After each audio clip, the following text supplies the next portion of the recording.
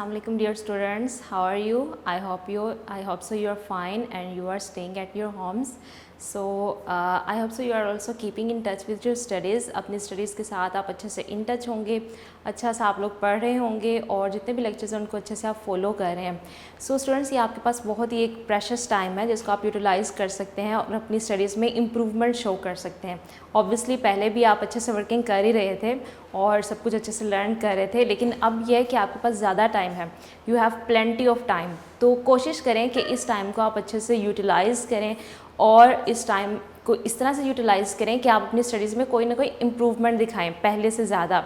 आपका जो written work है या जो आपका राइटिंग पैटर्न है, इन सब चीज़ों में इम्प्रूवमेंट आनी चाहिए पहले से ज़्यादा. ठीक है, तो आज हमारा है lecture number 14. Till now we have done lecture number 13. वहाँ तक हम लोग कर चुके हैं.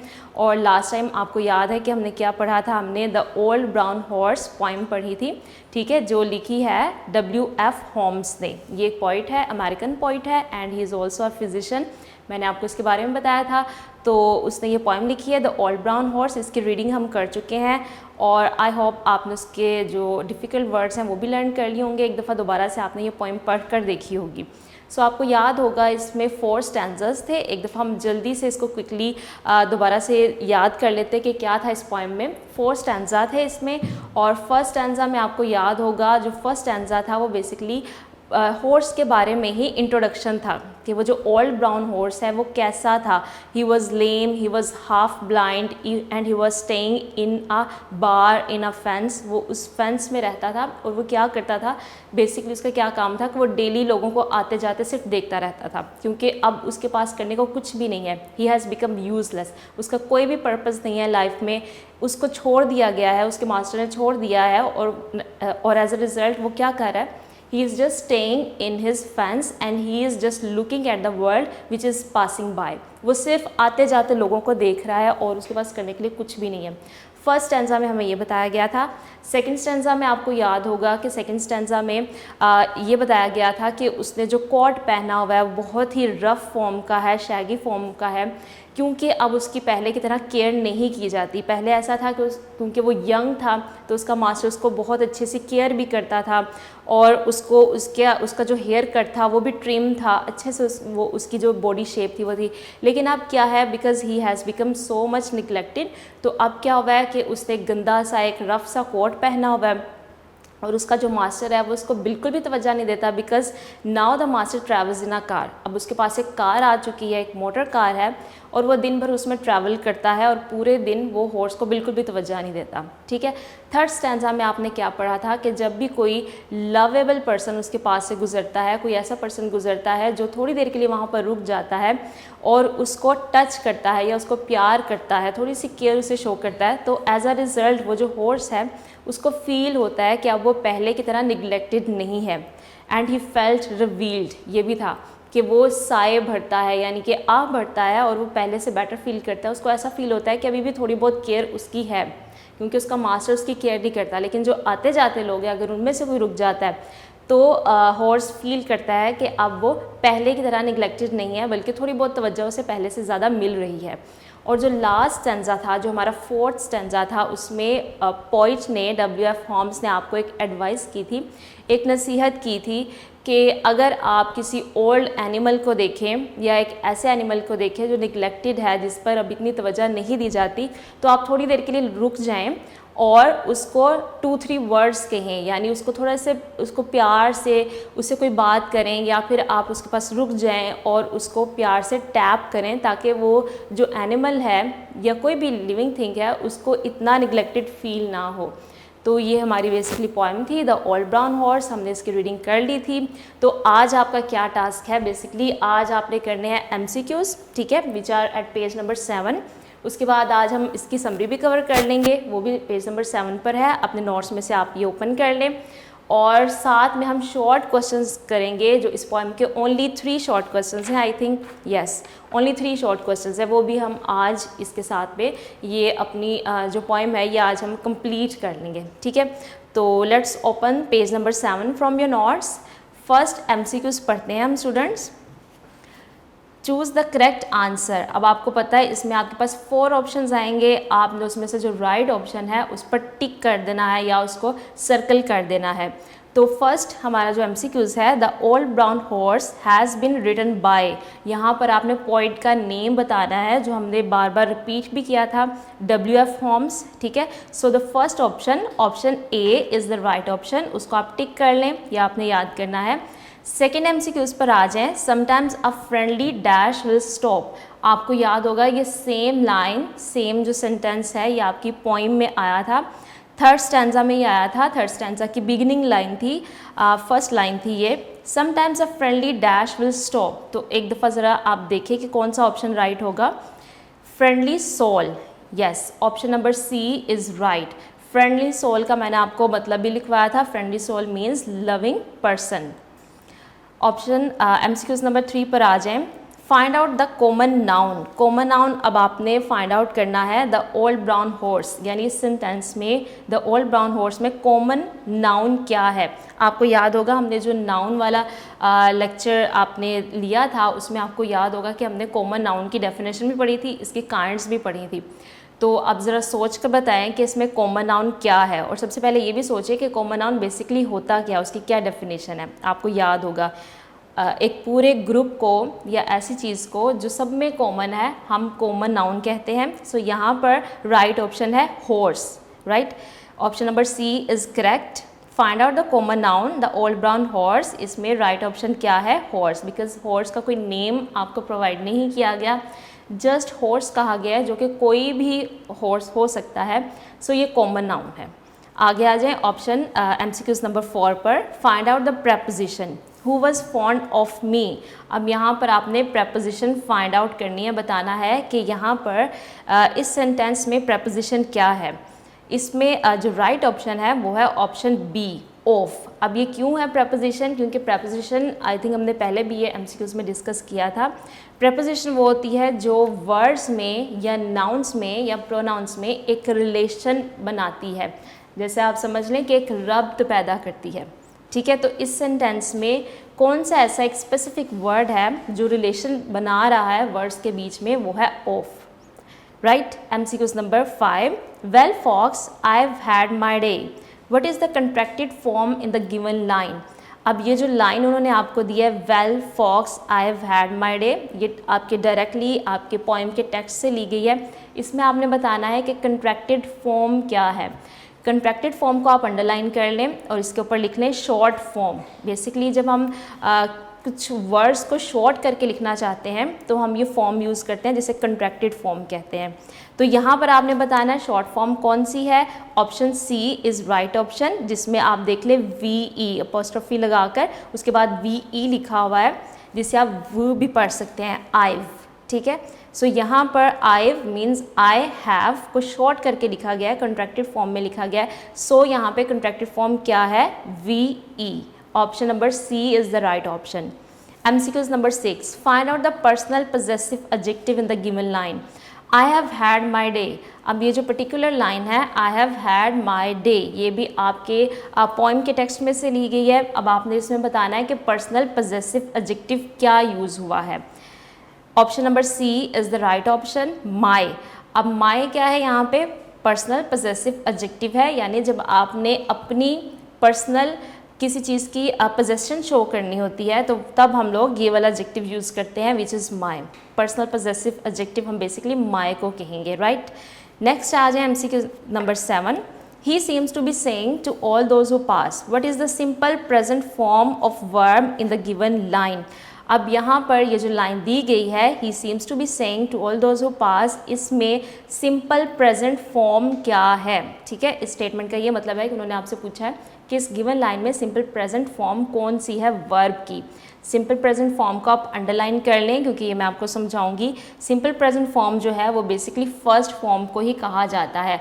आपको याद है हमने प्रेजेंट इंडेफिनिट टेंसेस किए थे और उन टेंसेस में हमने first form of verb use की थी, तो उसी को हम सिंपल प्रेजेंट फॉर्म भी कहते हैं ग्रामेटिकल सेंस में।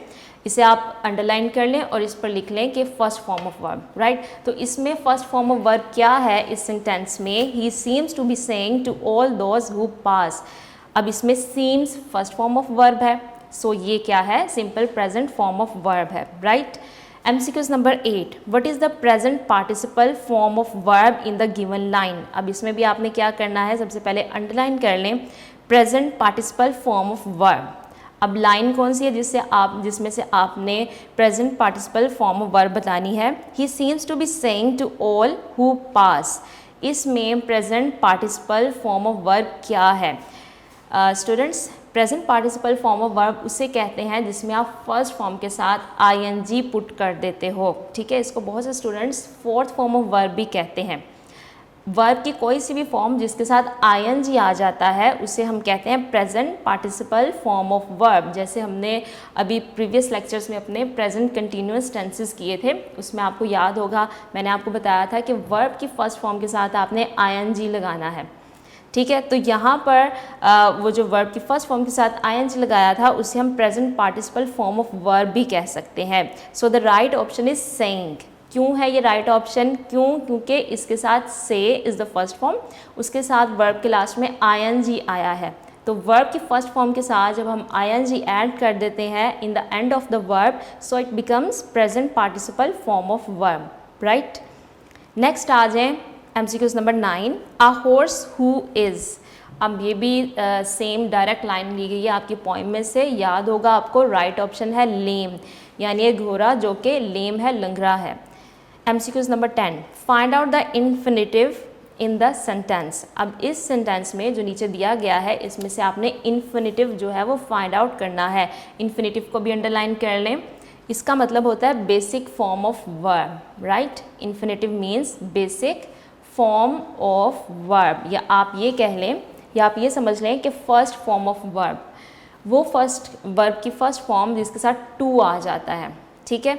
He seems to be saying to all who pass. अब इसी में से, इसी स्टेटमेंट में से आपने इन्फिनेटिव फाइंड आउट करना है। इन्फिनेटिव क्या है, जो वर्ब की फर्स्ट फॉर्म है और उसके साथ टू आ जाए बिगिनिंग में। तो यहाँ पे वर्ब की फर्स्ट फॉर्म कौन सी है, कहाँ पर टू आया है, टू बी, ठीक है। So option number D is right option, to be. इसको अंडरलाइन कर लें, स्टेटमेंट में भी अंडरलाइन कर लें, ताकि जो पेपर में आपके सामने ये स्टेटमेंट आए तो आपको अच्छे से याद हो कि यहाँ पर इन्फिनेटिव वो है जो वर्ब की फर्स्ट फॉर्म है और उसके साथ टू आ जाएगा, राइट। पेज नंबर 8 पर आ जाएं। Let's read MCQs number 11, I am simply watching the world go by. What does the expression go by means. अब आपने इस स्टेटमेंट में ये जो वर्ड आया है गो बाय, इसका मतलब बताना है। Option number D is right, means pass. Go by means pass. आपको याद होगा ये आपके फर्स्ट स्टैंजा में ही ये आई थी ये लाइन, और गो बाय का मतलब भी मैंने आपको बताया था, इसका मतलब है पास यानी गुजरना। गो बाय मीन्स पास, मीन्स गुजरना। So option D is the right option. MCQs number 12, for a horse who has had his day, the underlined phrase means। अब यहाँ पर इस MCQs में आपने बताना है कि वो स्टेटमेंट, वो वर्ड्स जो अंडरलाइन किए गए हैं उनका क्या मतलब है। हैज़ नाउ ग्रोन ओल्ड, यानी हैज़ हैड हिज डे का मतलब है कि अब वो बूढ़ा हो चुका है, उसके दिन गुजर चुके हैं। So option C is the right option. MCQs number 13, what are the rhyming words in the stanza 1 of the poem। आपने फुल पोएम पढ़ी, ठीक है, उसमें जो स्टैंजा 1 था उसमें राइमिंग वर्ड्स क्या है। राइमिंग वर्ड्स को सबसे पहले अंडरलाइन कर लें, और राइमिंग वर्ड्स का मतलब होता है वर्ड्स हैविंग सिमिलर साउंड्स। ऐसे वर्ड जिनके जो बोलने में सिमिलर साउंड करते हैं, यानी जब बोलते हैं हम उन्हें तो वो एक तरह के साउंड करते हैं, उन्हें हम कहते हैं राइमिंग वर्ड्स। और बेसिकली क्या होता है कि ये जो स्टैंजा के एंडिंग वर्ड्स होते हैं ना, या लाइन के जो एंडिंग वर्ड्स हैं, उनको हम कहते हैं राइमिंग वर्ड्स, राइट, अगर वो एक ही सिमिलर साउंड में हो तो। सो यहाँ पर हमारे पास फर्स्ट स्टैंजा में कौन से राइमिंग वर्ड थे, way, day, mind, blind, means option C is the right option. Way, day, mind, blind. अगर आप पोएम एक दफ़ा ज़रा ओपन करें और आप देखें तो फर्स्ट स्टैंजा की जो सेकंड लाइन है उसके लास्ट में आया है वे, और जो फोर्थ लाइन है उसके लास्ट में आया है डे, सिक्स लाइन के लास्ट में आया है माइंड, और एट्थ लाइन के लास्ट में आया है ब्लाइंड, ठीक है। सो जब आप इन वर्ड्स को बोलते हो आपस में, जैसे वे, डे, तो ये क्या है, ये सिमिलर साउंड है ना इनकी। सो ये राइमिंग वर्ड्स कहलाते हैं। माइंड, ब्लाइंड, ये भी मिलते जुलते वर्ड्स हैं, so these are rhyming words. MCQs number 14, a horse who is lame and half blind, what is the compound noun in the given line? अब ये जो लाइन दी गई है a horse who is lame and half blind, इसमें compound noun क्या है? कंपाउंड नाउन को अंडरलाइन कर लें। कंपाउंड नाउन बेसिकली मीन्स एक ऐसा नाउन जो 2 वर्ड्स से मिलकर बना होता है, ठीक है। कंपाउंड का बेसिकली मतलब भी 2 में ही आता है, तो कंपाउंड नाउन का मतलब है ऐसा नाउन जो 2 वर्ड्स से मिलकर बना है, ठीक है। तो आपने अब बताना है कंपाउंड नाउन कौन सा है। Option D is right, half blind. Half blind क्यों है कंपाउंड नाउन? क्योंकि देखिए हाफ, ब्लाइंड 2 वर्ड्स हैं। फर्स्ट वर्ड है हाफ, सेकंड वर्ड है ब्लाइंड, तो इनको हमने हाइफन से ज्वाइन किया है। ये जो इनके दरमियान में आप एक पंक्चुएशन मार्क देख रहे हैं ना, इसको कहते हैं हाइफन, ठीक है। जब आप 2 वर्ड्स को हाइफन से ज्वाइन कर देते हो तो क्योंकि वो 2 नाउन्स होते हैं, 2 वर्ड्स होते हैं, सो हम उसे ग्रामेटिकली कहते हैं कंपाउंड नाउन। तो आपने फाइंड आउट करना है स्टेटमेंट में से option D is right, half blind. Half blind क्या है? कंपाउंड नाउन है, क्योंकि ये 2 वर्ड्स या 2 नाउन से मिलकर बना है, राइट। नेक्स्ट आ जाए MCQs 15, वेरी मीन्स। वेरी का क्या मतलब है? आपको याद होगा, ये आपने पोएम में भी वर्ड पढ़ा था, इसका मीनिंग भी मैंने आपको लिखवाया था। वेरी मीन्स टायर्ड, मीन्स थका हुआ, so option B is right option. MCQs 16, mane means. अब आपने ये जो वर्ड है मेन, इसका मतलब बताना है। Option A, long hair on the head and neck of a horse, यानी हॉर्स के नेक पर और सर पर जो लंबे लंबे बाल होते हैं उन्हें हम मेन कहते हैं, so option A is right option. MCQ 17, the old brown horse looks over the fence, find out the definite article. अब आपने इस स्टेटमेंट में से डेफिनेट आर्टिकल जो है वो चूज़ करना है, so option B is right option, जो है द। डेफिनेट आर्टिकल को आप अंडरलाइन कर लें, हम द को ग्रामेटिकल सेंस में डेफिनेट आर्टिकल कहते हैं, ठीक है। जब आपने किसी स्पेसिफिक या पर्टिकुलर चीज़ की तरफ रेफरेंस देना होता है तो हम डेफिनेट आर्टिकल यूज़ करते हैं। आप ये समझ लें कि द को आप ग्रामर में डेफिनेट आर्टिकल कहते हैं, और इसके साथ एक और चीज़ भी होती है, आ और एन को हम इनडेफिनेट आर्टिकल कहते हैं, राइट। अभी आप बस इतना याद कर लें कि यहाँ पर द जो है वो डेफिनेट आर्टिकल है। सो स्टूडेंट्स, यहाँ पर हमने MCQs कर लिए हैं। हमारे पास थे 1 to 17 MCQs which we have covered. Now we are going to do summary, page number 8। अब आप इस पे आ जाए, समरी हम पढ़ते हैं, और बहुत ईजी इसकी समरी है, मुश्किल नहीं है। आई थिंक सिर्फ एक ही पैराग्राफ है, सो ईज़िली आप इसको कर लेंगे। This poem has been written by W.F. Holmes. मैंने आपको पहले भी बताया था, जब आप समरी लिखोगे पेपर में, जो कि आपको 10 मार्क्स की आएगी, 10 मार्क्स की आपको समरी आती है पेपर में, सो सबसे पहले जो आपकी बिगिनिंग लाइन है आपकी समरी की, उसमें आपने पोइट का नेम बताना है। This poem has been written by W.F. Holmes. ये सेम इसी तरह से लाइन रहेगी, जो भी पोइट का नेम होगा वो आप लिख देंगे अंदर। तो पोइट का नेम आपने एग्जैक्ट स्पेलिंग्स के साथ अच्छे से याद कर लेना है, इसको अंडरलाइन कर लें, या आपने अच्छे से याद करना है, जैसे लिखा हुआ है इसी तरह से आप लिख देंगे। The poem revolves around a horse. अब हमने ये पोएम पढ़ी थी, हम अच्छे से जानते हैं कि ये पोएम एक घोड़े के इर्द गिर्द घूमती है, यानी इसमें किसका जिक्र किया गया है? एक हॉर्स है जो अपनी कहानी सुना रहा है आपको। विच इज़ नाउ ओल्ड, अब वो घोड़ा बूढ़ा हो चुका है, ओल्ड हो चुका है। The old horse is of no use for its master, अब वो अपने मास्टर के लिए किसी भी इस्तेमाल के काबिल नहीं है। ऑफ नो यूज़ मीन्स कि अब वो किसी भी इस्तेमाल के काबिल नहीं है। नाउ इट्स मास्टर ट्रैवल्स, अब उसका मास्टर ट्रैवल्स मीन्स सफ़र करता है, इन अ कार, एक कार में, making the horse sad all the time, और इससे क्या होता है कि वो जो हॉर्स है वो हर टाइम सैड रहता है, क्योंकि अब उसका जो मास्टर है वो हर टाइम, एक मोटर कार उसने परचेज़ कर लिया, उसमें वो ट्रैवल करता है, तो इससे हॉर्स ऑब्वियसली वो बहुत ज़्यादा सैड हो जाता है। At times means sometimes a good natured person, sometimes a good natured person या एक loving person जब वहाँ से गुजरता है, passes by means गुजरता है, the fence of the horse के fence के पास है, यानी वो जो उसका जंगला लगा हुआ है हॉर्स के इर्द गिर्द, वो जो जंगला लगा हुआ है, जब उसके पास से कोई भी एक फ्रेंडली या गुड नेचर्ड पर्सन वहाँ से गुजरता है, ही स्टॉप्स देयर, तो वो वहाँ रुक जाता है। ही स्टॉप्स देयर मीन्स वो वहाँ रुक जाता है। और स्टूडेंट्स यहाँ पर हम समरी पढ़ते हुए एक और चीज़ नोट करेंगे कि ये कौन से टेंस में लिखी गई है। ही स्टॉप्स देयर, ज़रा एक दफ़ा फोकस करके देखें कि ये कौन सा टेंस है। क्या हमने ये टेंस पढ़ा था, ही स्टॉप्स देयर, ये प्रेजेंट इंडेफिनिट टेंस है या ये प्रेजेंट कंटिन्यूअस टेंस है? सोचिए ज़रा, ये कौन सा टेंस है? यस, ये प्रेजेंट इंडेफिनिट टेंस है। याद है आपको, हमने उसके सिंपल फॉर्म में पढ़ा था कि आपने वर्ब के साथ अगर आपके पास सिंगल पर्सन है, मीन्स ही शी इट है, तो आपने वर्ब के लास्ट में एस ई एस ऐड करना है। याद है आपको? तो उन्होंने यहाँ पर वही रूल फॉलो किया हुआ है। So this is present indefinite tense. तो आप जो भी पढ़ते हैं ना, चाहे आप कोई समरी पढ़ें या आप कोई ऐसे पढ़ते हैं या स्टोरी पढ़ते हैं, कुछ भी पढ़ते हैं, तो टेंसेस पर ज़रूर फोकस किया करें, क्योंकि जिस तरह से आप टेंसेस को समझेंगे या एक सेंटेंस को देखेंगे कि ये कौन से टेंस में लिखा हुआ है, उतना ही ज़्यादा आपको टेंसेस ज़्यादा समझ आने लग जाएंगे।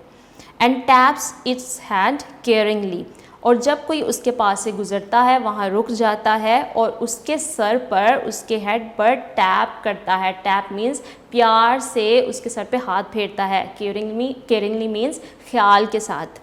दिस फ्रेंडली टच, अब ये जो फ्रेंडली टच है यानी एक दोस्ताना तरीके से जो उस पर्सन ने आकर उसको छुआ है, is a source of love for the horse. ये हॉर्स के लिए सोर्स ऑफ लव है, यानी मोहब्बत का ज़रिया है। और तो कोई भी उसके पास नहीं आता, ना ही उसके पास आकर रुकता है, कोई भी आकर उससे बात नहीं करना चाहता, because he has grown old now. So अगर कोई आकर वहाँ पर रुक जाता है थोड़ी देर के लिए और आकर उस हॉर्स को टच करता है, तो हॉर्स को फील होता है कि ये उसके लिए एक सोर्स ऑफ लव है, यानी मोहब्बत का ज़रिया है। At the end of the poem, और फिर पोइम के लास्ट में, पोइम के एंड में, द पोइट एडवाइसेस अस। आपको याद होगा जो फोर्थ स्टैंजा है वो मैंने आपको बताया था कि उसमें पोइट ने आपको नसीहत की है। सो वही यहाँ पर लिखा हुआ है, at the end of the poem the poet advices us. Poet हमें नसीहत करता है। अब यहाँ पर भी आप देखें, the poet advices us, advice के बाद उन्होंने एस ऐड किया हुआ है। क्यों? क्योंकि ये प्रेजेंट डेफिनेट टेंस है। The poet advices us, poet हमें नसीहत करता है, टू ट्रीट, कि हम सलूक करें, सच अ हॉर्स, ऐसे हॉर्स के साथ, सिंपैथेटिकली, सिंपैथेटिकली मीन्स हमदर्दी से। और पोइम के एंड में पोइट हमें ये नसीहत करता है कि हम ऐसे हॉर्स को बहुत हमदर्दी के साथ ट्रीट करें। ये जो वर्ड है सिंपैथेटिकली, इट मीन्स हमदर्दी के साथ। दिस पोइम ऑल्सो टीचेज अस, ये पोइम हमें सिखाती है। टीच मीन्स सिखाना, क्योंकि प्रेजेंट डेफिनेट टेंस है, तो आप देखें पोइम ऑल्सो टीचेज अस, उन्होंने लास्ट में ई एस ऐड किया है। To treat the old animals well, so ये पोइम जो है वो हमें ये भी सिखाती है कि जो ओल्ड एनिमल्स हैं उनको हम अच्छे से, वेल मीन्स कि बहुत अच्छे से उनको ट्रीट करें, बजाय इसके कि उनको निगलेक्ट करें या हम ये सोचें कि वो पर्पसलेस हैं या हमारे किसी इस्तेमाल के नहीं हैं, अब हम उन्हें उस तरह से यूज़ नहीं कर सकते। जब वो पहले यंग थे तो हम उनको बहुत अच्छे से इस्तेमाल कर सकते थे, लेकिन अब वो पर्पसलेस हो चुके हैं हमसे। तो बजाय इसके कि हम ये सोचें, हमें उनको बहुत प्यार से और बहुत केयर के साथ ट्रीट करना चाहिए, क्योंकि अभी भी वो ज़िंदा हैं। बेशक वो ओल्ड हो चुके हैं, नो डाउट ओल्ड हैं, लेकिन हमें सेम वही केयर और सेम वही लव के साथ उनको ट्रीट करना चाहिए। सो स्टूडेंट्स, यहाँ पर हम लोगों ने समरी जो है वो कवर कर ली है, एमसीक्यूज भी कर लिए हैं। Now we are coming towards the page number 9 and short question answers are given here. There are 3 short question answers which we are going to cover today. बहुत ईजी है, जिसने पोइम अच्छे से समझी है, आई होप कि उसको MCQs, summary और क्वेश्चन आंसर्स अच्छे से समझ आ जाएंगे। अगर आपने पोइम का जो टेक्स्ट है जो मैंने पढ़ाया था वो आपने अच्छे से समझ लिया है तो। So we are going to read the first question. Question number 1, what do we learn about the horse from his appearance and behavior? आप या हम जो हैं वो हॉर्स के अपीयरेंस से और बिहेवियर से क्या लर्न करते हैं उस हॉर्स के बारे में। जब हम उसकी अपीयरेंस के बारे में जानते हैं या उसके बिहेवियर के बारे में जानते हैं तो हम क्या लर्न करते हैं कि वो कैसा हॉर्स है। वी लर्न, हम सीखते हैं या हम ये समझते हैं that the horse is old, कि ये जो घोड़ा है ये बूढ़ा हो चुका है। Its colour is brown, obviously वो तो हमें टाइटल में भी पता चल गया था कि इस हॉर्स का जो कलर है वो ब्राउन है। इट्स कोट इज़ लॉन्ग, और वो जिसने कोट पहना हुआ है वो लॉन्ग है, ठीक है, वो बेसिकली लॉन्ग फॉर्म में है। And Shaggy, Shaggy means rough, और उसका जो फॉर्म है या उसका जो टेक्सचर है वो शैगी है, मीन्स रफ है। वो कोई नया कोट उसने नहीं पहना हुआ, वो उसने पुराना सा कोट पहना हुआ है। ऐसा क्यों है? क्योंकि अब उसका मास्टर उसको बिल्कुल भी तवज्जो नहीं देता, बिल्कुल भी उसके बारे में केयर नहीं करता। सो उसने जो कुछ पहना हुआ है वो उसके पास पुरानी चीज़ें ही हैं, कोई भी नई चीज़ उसके पास नहीं है। It is lame and half blind, फिर आपने ये भी पढ़ा कि वो लेम है, हाफ ब्लाइंड है। लेम मीन्स लंगड़ा है, हाफ ब्लाइंड मीन्स कि वो आधा अंधा है, प्रॉपर नहीं देख सकता, because he has grown old now, so that's why he is half blind now. It acts in a very, very means tired, ये आपने एमसीक्यूज़ में भी अभी पढ़ा। It acts in a very and sad sort of वे, और ये बहुत ही ज़्यादा थके हुए अंदाज में एक्ट करता है, यानी ऐसा लगता है कि वो बहुत ज़्यादा थका हुआ है। Sad sort of way means कि वो बहुत ज़्यादा उदासी वाले तरीके के साथ एक्ट करता है, बिहेव करता है। यानी हमने जब पोइम पढ़ी तो हमें ये पता चला कि हॉर्स जो है वो ओल्ड है, he is lame, he is half blind, he is wearing a coat which is old and shaggy and he has brown colour. और साथ में हमें ये भी पता चला that he acts in a very and tired and sad sort of way, बहुत ही ज़्यादा उदास है वो। इसकी वजह क्या है? क्योंकि उसको तवज्जो नहीं दी जाती पहले की तरह। So now we are going to read question number 2। Why is the horse no longer use for riding, अब ये जो घोड़ा है इसको राइडिंग के लिए क्यों इस्तेमाल नहीं किया जाता? गिव एट लीस्ट 2 रीजन्स, आपने खुद से 2 रीजन्स बतानी है, ज़रा सोच कर बताएं, आंसर पर मत देखें, आंसर को एक दफ़ा कवर कर लें और ज़रा खुद सोचें कि अब ये जो घोड़ा है इसको राइडिंग के लिए क्यों इस्तेमाल नहीं किया जाता। पहले तो इसका जो मास्टर है वो उसको लेन में भी लेकर जाता था, लेन्स में भी, वुड्स में भी, रोड्स पर भी चलाता था, लेकिन अब वो इसको राइडिंग के लिए यूज़ नहीं करता। So what is the reason behind it? At least आपने 2 रीजन्स बतानी है। और मुझे उम्मीद है कि अगर आपने पॉइंट अच्छे से समझी है तो आपको खुद भी आपके माइंड में एटलीस्ट 2 रीजन्स होंगी कि अब इस घोड़े को राइडिंग के लिए क्यों इस्तेमाल नहीं किया जाता। The horse no longer use for riding because, so आपने रीजंस बताने से पहले ये लाइन लिखनी है कि हॉर्स को मज़ीद राइडिंग के लिए इस्तेमाल नहीं किया जाता बिकॉज, क्योंकि इट इज़ ओल्ड, क्योंकि वो बूढ़ा हो चुका है। या आप ये भी लिख सकते हैं ही हैज़ ग्रोन ओल्ड नाउ, क्योंकि अब वो बूढ़ा हो चुका है। पहले तो ओब्वियसली वो यंग था, ट्रिम्ड था और बहुत ही ज़्यादा एनर्जेटिक था, लेकिन अब क्योंकि उसकी एनर्जीज पहले की तरह नहीं रही, वो वाइब्रेंट नहीं रहा, ओल्ड हो चुका है। सो दैट्स वाई मास्टर उसको मज़ीद यूज़ नहीं करता। सेकंड हमारे पास क्या रीज़न होगी? People now travel in motor cars, अब क्या है, लोग मोटर कार्स में ट्रैवल करते हैं। कभी आपने देखा है कि कोई लोग जो हैं वो अब हॉर्स यूज़ करते हों राइडिंग के लिए? ऐसा बहुत कम है, क्योंकि अब लोगों के पास जदीद चीज़ें आ गई हैं, मोटर कार्स आ गई हैं। सो लोग क्या करते हैं, अब वो हॉर्सेस को या कोई भी एनिमल जो है जिनको पहले यूज़ किया जाता था राइडिंग के लिए, अब उनको इस्तेमाल नहीं किया जाता। सो क्योंकि एक मॉडर्न वर्ल्ड आ चुकी है, एडवांस टेक्नोलॉजी आ चुकी है, most of the people are having motor cars, motor bikes in their homes, that is why they are not using any kind of animal for riding. Coming towards question answer number 3, when does the horse feel that life now is not so bad? So horse को कब पता चलता है कि उसकी ज़िंदगी इतनी बुरी नहीं है? वैसे तो उसको लगता है कि वो बहुत ही ज़्यादा निगलेक्टेड है, उस पर वो तवज्जो नहीं दी जाती, लेकिन ऐसा उसे कब फील होता है कि ज़िंदगी इतनी बुरी नहीं है जितना वो सोचता है?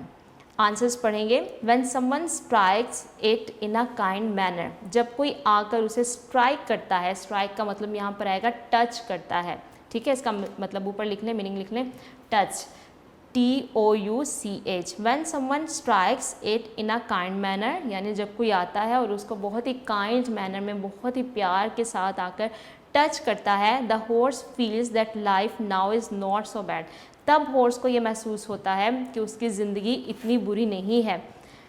लेकिन इससे पहले वो निगलेक्टेड होता है, उसके पास कोई भी नहीं आता, वो अपने फेंस में ही या वो जो एक पर्टिकुलर जगह उसे दी गई है उसी में वो पूरा दिन बैठा रहता है, तो उसको लगता है कि उसकी ज़िंदगी बहुत ही बैड है या वर्स्ट है। लेकिन जब कोई लवेबल पर्सन आता है और आकर उसे टच करता है और 3-4 अल्फाज उससे कहता है मोहब्बत भरे, तो हॉर्स को ऐसा फील होता है कि उसकी ज़िंदगी इतनी भी बुरी नहीं है, वो रिवील्ड फील करता है। ओके स्टूडेंट्स, यहाँ पर हमने हमारे जो क्वेश्चन आंसर्स थे वो भी हमने कवर कर लिए हैं। There are 3 question answers and we have covered it. तो आज का आपका बेसिक टास्क क्या है कि आपने MCQs करने, ठीक है, MCQs हम अभी पढ़ चुके हैं, which are only 17 and I hope so के पढ़ते हुए आपको याद हो गए होंगे, या जो मैंने आपको ऊपर पॉइंट्स लिखवाए हैं या जो लाइंस अंडरलाइन करवाई हैं, वर्ड्स अंडरलाइन करवाए हैं, अगर आपने उनके मीनिंग अच्छे से समझ लिए हैं, अच्छे से लिख लिए हैं तो बहुत अच्छे आपको ये इजीली याद हो जाएंगे। अदरवाइज़ ये वाले जो MCQs हैं ये थोड़े से समझने वाले थे, थोड़े से टेक्निकल थे, ग्रामेटिकल एस्पेक्ट्स इसमें ज़्यादा थे, तो ये समझने वाले थे, इनको अच्छे से समझकर याद कर लें।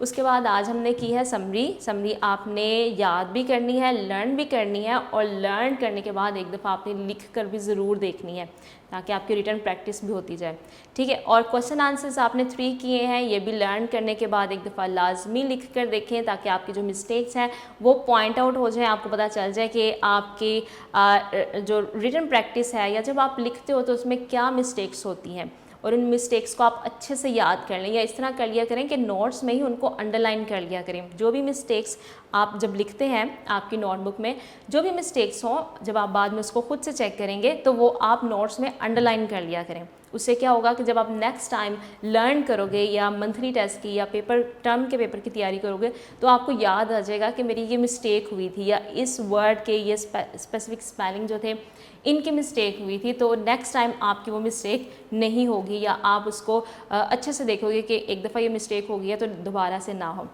तो आई होप सो आप अच्छे से इनको लर्न करेंगे। आज का हमारा बेसिक यही टास्क था, हमने ये चीज़ें अच्छे से कवर कर ली हैं। और स्टूडेंट्स अपनी स्टडीज़ के साथ अच्छे से इन टच रहें, जो भी लेक्चर्स आप ले रहे हैं इनको फॉलो करें और लर्निंग के साथ साथ लिखते भी जाएं। Okay, thank you so much students.